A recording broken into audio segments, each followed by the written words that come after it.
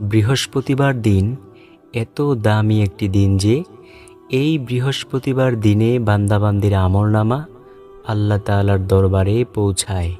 তো প্রিয় দর্শক, আজ সেই পবিত্র বৃহস্পতিবার দিন।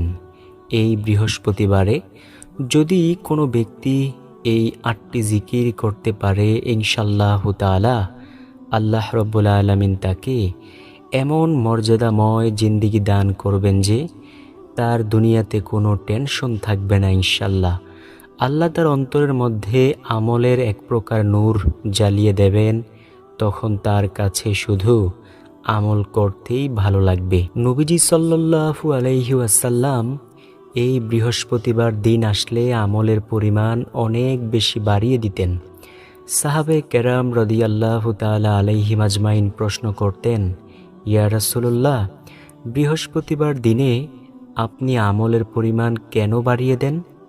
নবীজি সাল্লাল্লাহু আলাইহি ওয়াসাল্লাম বলতেন, বৃহস্পতিবার বান্দাবান্দির আমলনামা আল্লাহ তাআলার আদালতে পৌঁছায়, আমি তাই আমলের পরিমাণ অনেক বেশি বাড়িয়ে দেই।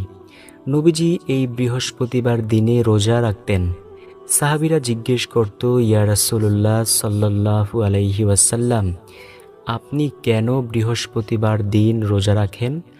নবীজি সাল্লাল্লাহু আলাইহি ওয়াসাল্লাম বলতেন, বৃহস্পতিবার যেহেতু বান্দাবান্দির আমলনামা আল্লাহ তাআলার আদালতে পৌঁছায়, আমি চাই রোজা অবস্থায় আমার আমলনামা আল্লাহ তাআলার আদালতে পৌঁছাক।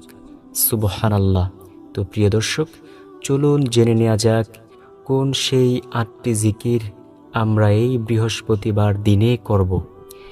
১ নাম্বার যেই জিকিরের কথা বলবো সেই জিকিরটি হলো, নবীজির প্রিয় সাহাবী আবু দারদা রাদিয়াল্লাহু তাআলা আনহু বলেন, নবীজি সাল্লাল্লাহু আলাইহি ওয়াসাল্লাম বলতেন, আল্লাহুম্মা আনতাস সালাম ওয়া মিনকাস সালাম তাবারাকতা রব্বানা ওয়া তাআলাইতা ইয়া জাল জালালি ওয়াল ইকরাম।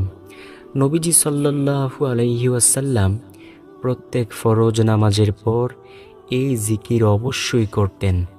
তাই প্রিয় দর্শক, আমরাও এই বৃহস্পতিবার দিনে ফরজ নামাজের পর আল্লাহুম্মা আনতাস সালাম ওয়া মিনকাস সালাম তাবারাকতা রব্বানা ওয়া তাআলাইতা ইয়া জাল জালালি ওয়াল ইকরাম অবশ্যই বলবো ইনশাআল্লাহ। প্রিয় দর্শক, এই দোয়া পাঠ করে যদি আল্লাহর কাছে কোনো কিছু চাওয়া হয়, আল্লাহ সেই দোয়াকে অবশ্যই কবুল করে নেন।